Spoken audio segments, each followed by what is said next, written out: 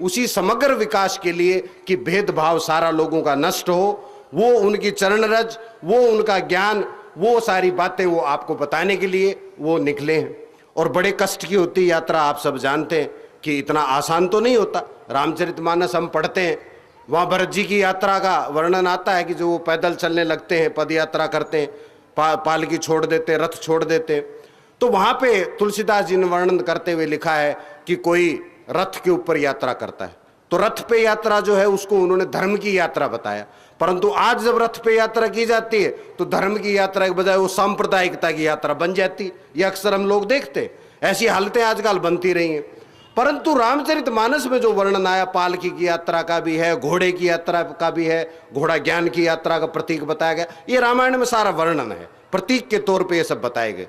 परंतु जो पद यात्रा है उसको प्रेम की यात्रा बताया गया, उसको एक ऐसी भावना की यात्रा बताया गया कि हर जीव को, छोटे से छोटे को उठा के गले लगाने की भावना से जो यात्रा की जाती है उसको पद यात्रा कहा गया, जो भरत जी करते हैं। प्रेम की यात्रा भरत जी करते हैं। और यहां तक कि उनको देखकर ऋषि मुनि भी ये कह देते हैं, तुम तो भरत मोर मत एहू, राम प्रेम धरे जिमी देहू, तुम तो भरत। ये मेरा तो मत ऐसा है कि राम के प्रेम ने जैसे शरीर धारण कर लिया हो, ऐसा भारद्वाज जी कहते हैं उनको। लेकिन भरत जी को ऐसा लगता नहीं। जो प्रेम का ये फैलाने के लिए जो पद यात्रा कर रहे हैं उनकी एक ऋषि प्रशंसा करता है, परंतु वो उनको लगता नहीं, क्योंकि जिस कार्य के लिए निकले हैं इतनी जल्दी तसल्ली मिलने वाली नहीं है। पाँव में छाले पड़ गए, और छाले पड़ गए तो लिखते हैं झलका झलकत पायन कैसे, पंकज कोस ओस कन जैसे। पाँव में ऐसे छाले पड़ गए जैसे कि कमल के फूल के ऊपर ओस की बूंद जैसी गिर जाए तो ऐसे दिखाई देती। ऐसे छाले पड़ गए भरत जी के पाँव में, और ऐसे छाले पड़ के लिए फिर भी वो चले जा रहे हैं, फिर भी चले जाएं, उस प्रेम का संदेश देने के लिए जा रहे हैं। और शायद आप सब जानते हैं कि हमारे महाराज जी के पाँव में भी छाले पड़ चुके, परंतु फिर भी चले जा रहे हैं, क्योंकि प्रेम का ये संदेश जन जन तक फैलाना है, जन जन तक फैलाना है, चले जा रहे हैं। तो प्रेम की ये यात्रा भरत जी ने की।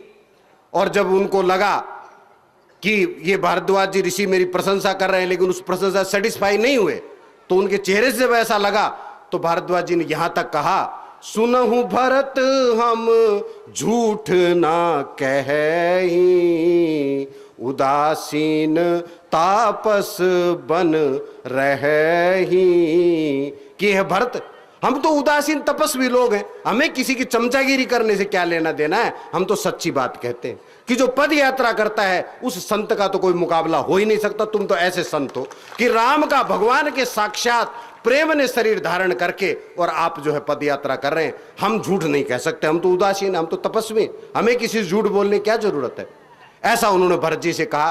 तो सज्जनों, संत जो है वो तो परहित की भावना से निकलते हैं, और परहित की भावना से निकलते हैं तो कष्ट तो सहना ही पड़ता है।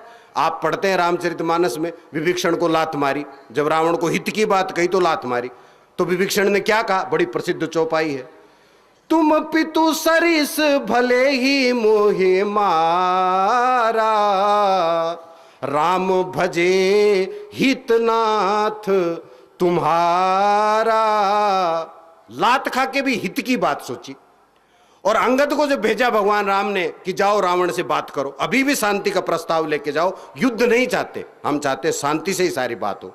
तो अंगद को भेजने लगे तो क्या संदेश दिया, काज हमार तासु हित होई, रिपुसन करहि बतकई सोई।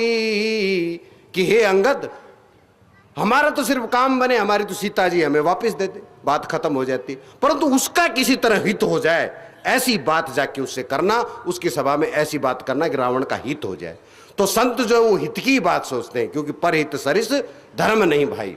तो ऐसी यात्रा पे गुरु महाराज निकले हुए हैं, और आप सब लोग बड़ा उनके पीछे पीछे जो चल रहे हैं सेवा का भाव लेके।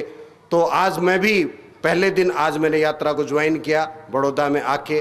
तो 14 दिन की यात्रा का वर्णन लोगों से पूछा, और रास्ते में मैंने देखा, जनता को मैंने देखा, देखो और भी यात्राएं बहुत निकलती हैं, परंतु आज किसी पति ने अपनी पत्नी को, किसी बाप ने अपने बेटे को, किसी भाई ने अपनी बहन को सड़क पे खड़े होने से रोका नहीं।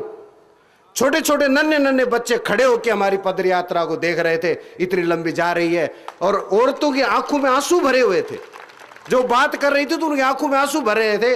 लोग हमसे पूछते थे कितने दिन चल रहे हैं महाराज जी? हमने कहा 14 दिन हो गए। 14 दिन से ऐसे ही चले आ रहे हैं दांडी से।